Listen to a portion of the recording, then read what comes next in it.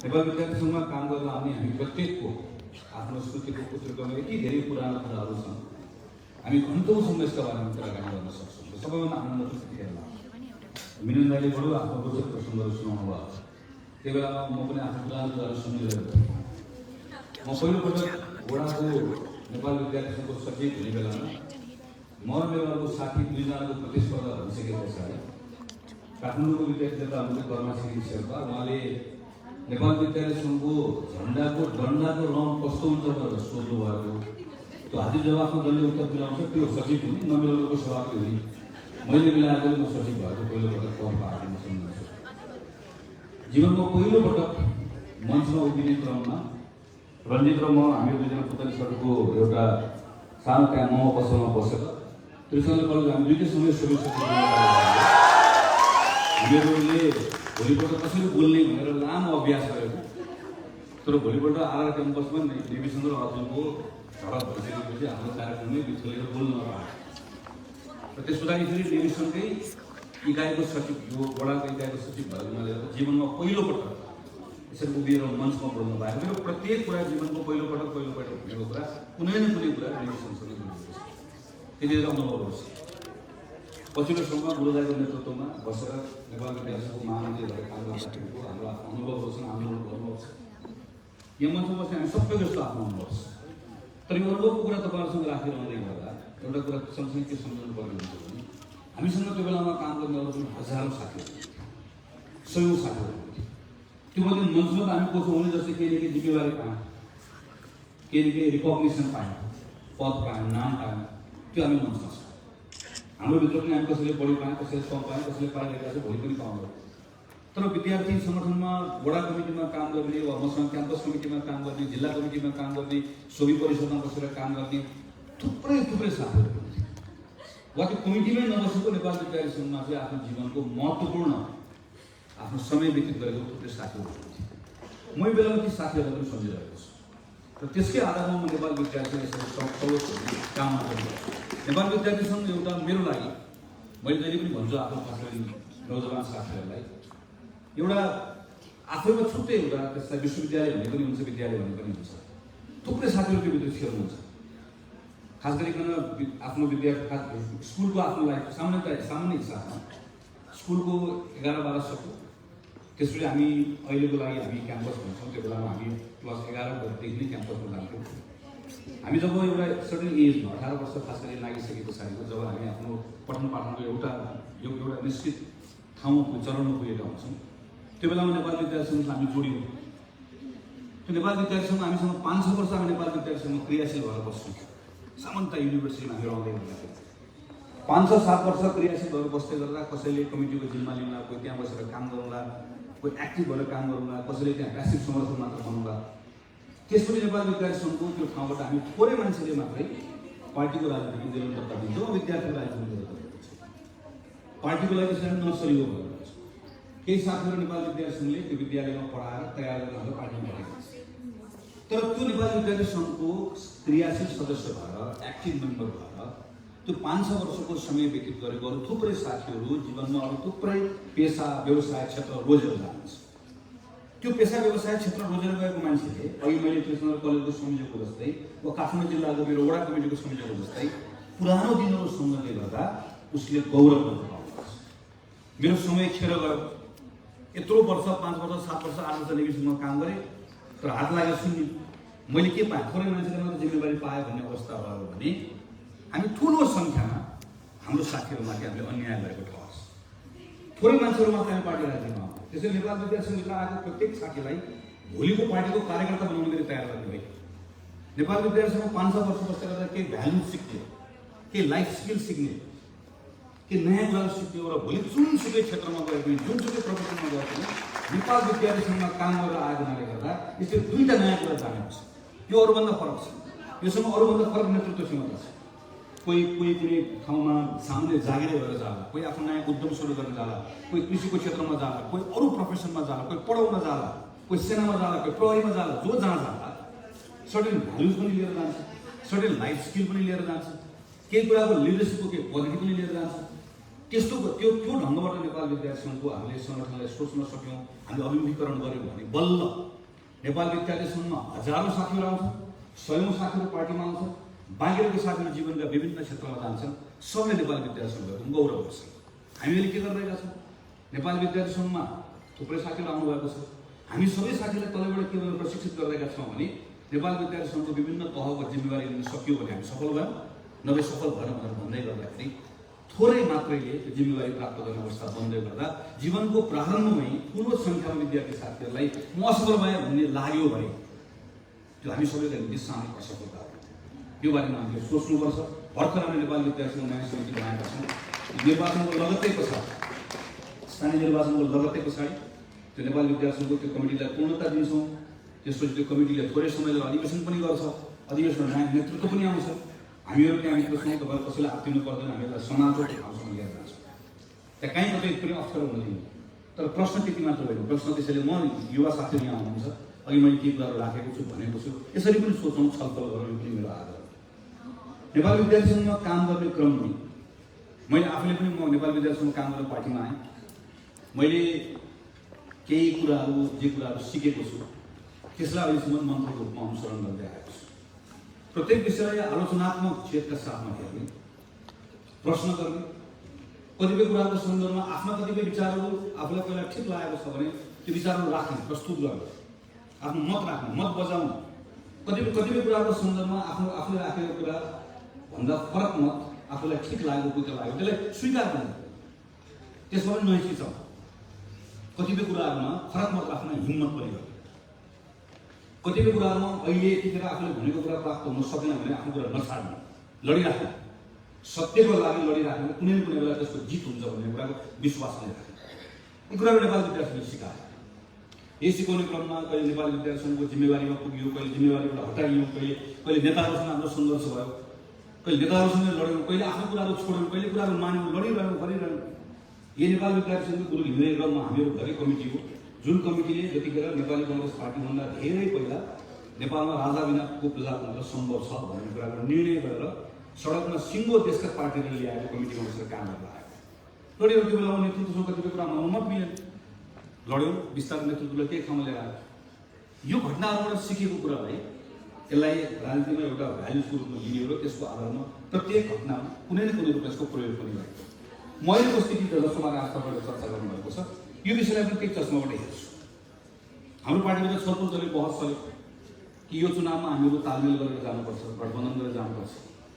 म 2074 सालको निर्वाचन पछाडि नेपालको राजनीतिक घटनाक्रममा स्वाभाविक रूपमा म पार्टीको केन्द्रीय सदस्य भएको, सांसद भएको, स्वाभाविक रूपमा म त्यसबाट संलग्न हुने पनि भएँ, संलग्न थिएँ पनि, छु पनि, अहिले पार्टीबाट जिम्मेवारीमा पनि छु। मैले नजिकबाट हेर्दै गर्दा अरू बाँकीको अहिले मिलिन राई अरू चर्चा गरिसक्नुभयो, एउटा पक्ष पनि राजनीतिक पक्ष। मैले राजनीतिक पक्ष मात्र होइन, मैले अर्को पक्ष पनि हेरेँ जसको बारेमा मैले डक्टर मिलिन राई चर्चा गर्नुभएको छ।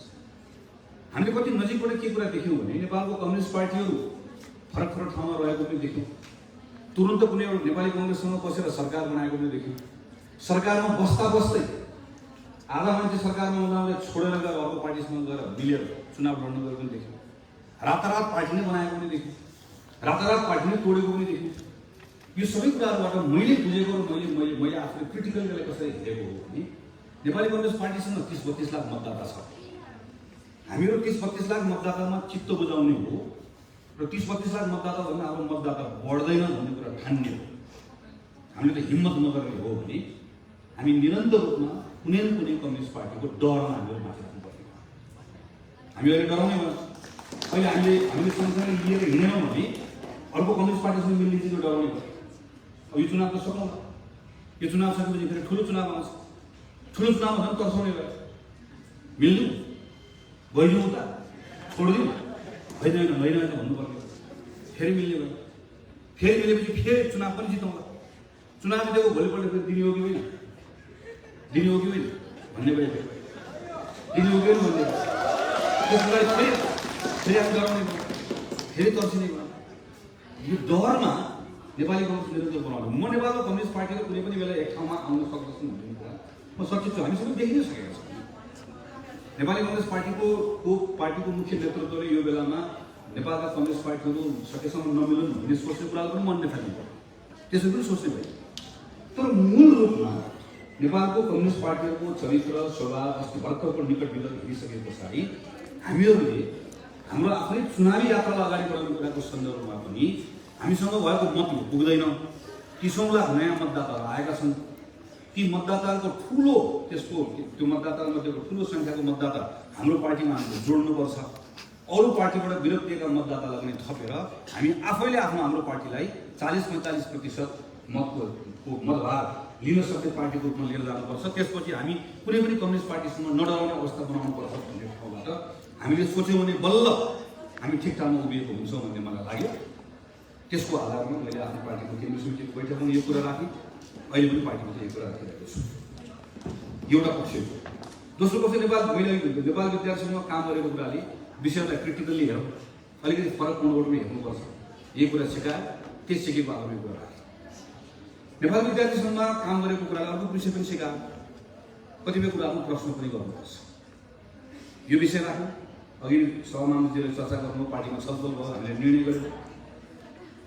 पार्टीभित्र अरू पनि मतहरू छ, मेरो जस्तै मत राख्ने हक अर्को पनि छ, अरू मतहरू पनि आयो र अन्तिममा गएर मेरो मतभन्दा अर्को मतको भार बढी भइसकेपछि स्वाभाविक रूपमा एउटा निर्णय भयो र हामीले पार्टीको स्थानीय तहको आवश्यकता औचित्यका आधारमा तालमेल गर्न सक्ने, तर यो अधिकारको प्रयोग कसले गर्ने भन्दा स्थानीय चुनाव भएकोले स्थानीय तहले गर्ने भनेर निर्णय गर्यो। मैले अहिले यतिखेर गरेको प्रश्न के हो भने नेपाली कङ्ग्रेसभित्र पार्टीको यो निर्णयको प्रयोग गर्ने क्रममा पार्टीको निर्णयमा भनिएको जस्तो त्यो स्थानीय तहहरूले तालमेलको आवश्यकता छ कि छैन भनेर भन्न पाए कि पाएन। मेरो स्थानीय तहमा तालमेलको औचित्य छ कि छैन, आवश्यकता छ कि छैन भन्ने कुरा स्थानीय तहले भन्न पाउने हो कि होइन।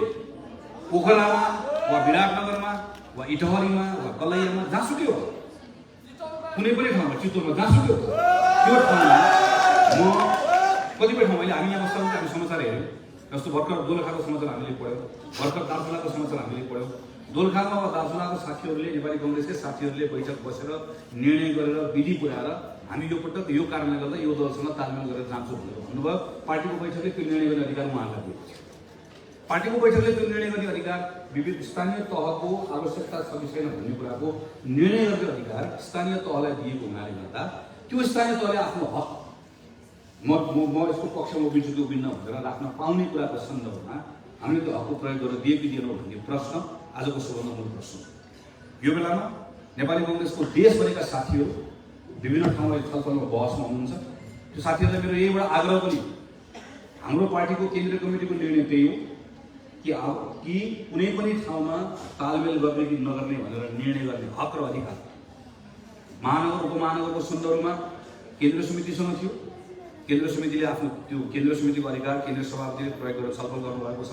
त्यहाँभित्र विधि पुगेन त्यो हामी आफ्नो ठाउँमा बसेर छलफल गर्छौँ।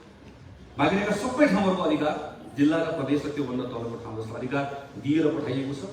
तालमेल गर्ने नगर्ने त्यो सबै कुराको अधिकारको प्रयोग तत्त समितिले आफ्नो ठाउँमा पार्टीको हित केमा हुन्छ भन्ने कुरा राखेर उहाँहरूले गर्नुपर्छ र यो कुराको सन्दर्भमा अडिएर उहाँहरूले आफ्नो अधिकार प्रयोग गर्नुपर्छ भन्ने मलाई लाग्छ। मैले आफूले पार्टीभित्र भनिरहेको कुरा पनि यही नै हो र यो यदि गर्न पाइएन भने किन गर्न पाइएन भन्ने प्रश्न गर्नुपर्छ भन्ने कुरा हामीले विद्यार्थी आन्दोलनमा आएको मान्छेले हामीले जानेको कुरा पनि यही हो। हामी यो प्रश्न पनि गर्छौँ, अरू साथीहरूलाई पनि यो प्रश्न गर्नुपर्छ भन्ने कुरा हामीहरू राख्छौँ। तेस्रो कुरा भनेको तर नेपाली विद्यार्थी सङ्घसँगै काम गरेर अर्को कुरा पनि सिकाएको छ।